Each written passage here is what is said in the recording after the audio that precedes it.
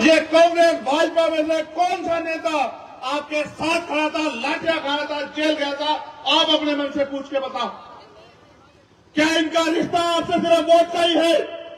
आपने देखा नहीं, आपने भाजपा को हराने के लिए, भाजपा के लिए जो लाठियां आपकी पीठ पर डाली, उनसे बचने के लिए आपने कांग्रेस को वोट दिया।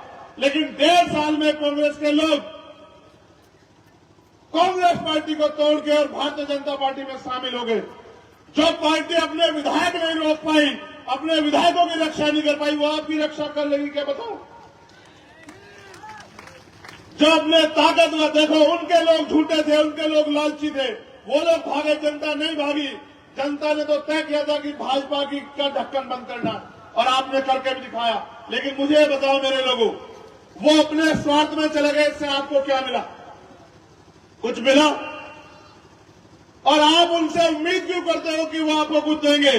अगर वो इतने अच्छे होते, आप ये सोचो और इतिहास को याद करो, वो इतने अच्छे होते तो बाबा साहब अम्बेडकर को अपने 4 बच्चे कुर्बान करने पड़ते।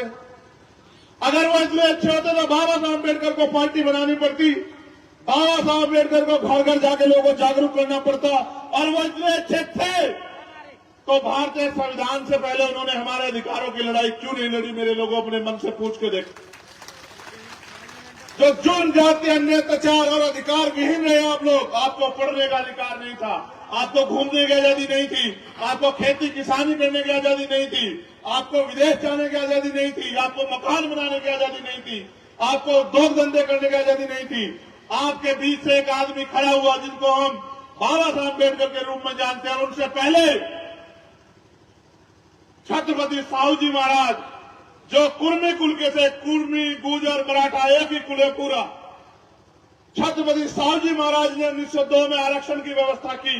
उससे पहले डॉक्टर बाबा साहब अम्बेडकर ने जिनको गुरु माना, राष्ट्रपिता ज्योतिबा फूले ने, उन्होंने और उनकी पत्नी ने तमाम तरह के अपमान सहे और हमें हमारे पैरों पे खड़ा करने के लिए 18 स्कूल खोले। मेरे लोगों, जब मैं आया, मुझे आके हमारे नौजवान भी मिले। मैं आपसे भी पूछ रहा हूं और अपने दिल पे हाथ रख के गवाही देना। आप 12 फरवरी को जुटे थे मेरे साथ भोपाल में, और हमने अपना मांग पत्र सौंपा था सरकार को। आपके पास लाखों की भीड़ थी, लेकिन वोट की शक्ति उस समय नहीं थी, चुनाव नहीं था। आपके पास एमपी एमएलए नहीं थे, उन्होंने आपकी बात को नजरअंदाज कर दिया। आपको समझ आया कि लाखों की भीड़ भी कुछ नहीं कर सकती है। लेकिन अगर सोचो आपके 10 एमएलए यहां होते तो मैं इस सरकार के गले में हाथ डाल के आपके सारे काम करवा देता। अभी मुझे हमारे लोग मिले, कह रहे भैया मान सम्मान नहीं मिल रहा है। आप मुझे जवाब देना मेरे लोगों, जो मिशन का काम करते हैं वो मान सम्मान की परवाह करते हैं क्या? आप मुझे अपने मन से बताओ, कोई ऐसा महापुरुष बताओ जिसने अपमान ना सहा और अपमान सह के इस लड़ाई को ना लड़ा। एक बताओ, क्या बाबा साहब अम्बेडकर ने अपमान नहीं सहा? तमाम तरह की प्रतिभा होने के बावजूद भी अपमान सहते रहे, आरोप प्रत्यारोप सहते रहे। जब बाबा साहब अम्बेडकर अपने समाज को जगाने के लिए काम कर रहे थे, लोग कहते हैं अंग्रेजों के एजेंट हैं।